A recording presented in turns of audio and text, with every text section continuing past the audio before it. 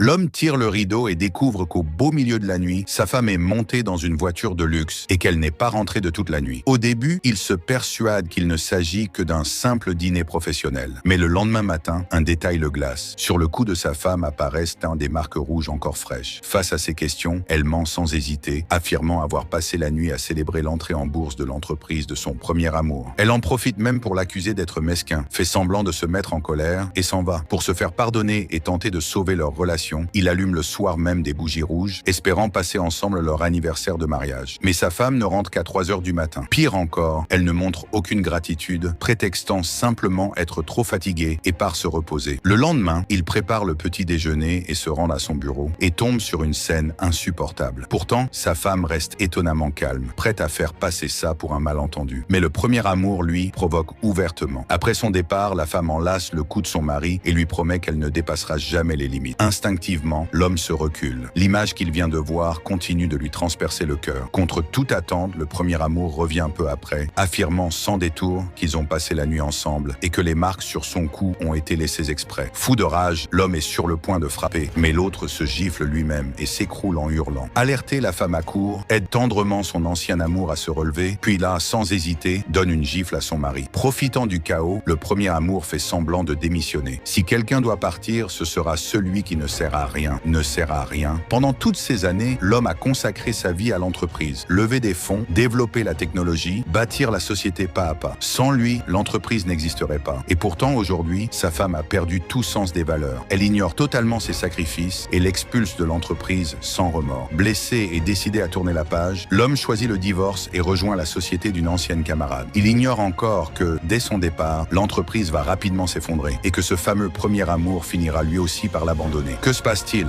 2 clients viennent soudainement de rompre leur contrat, la trésorerie s'écroule. Quoi? Je dis que depuis qu'il a divorcé et quitté l'entreprise, plus personne ne prend les décisions. Qu'est-ce que tu viens de dire?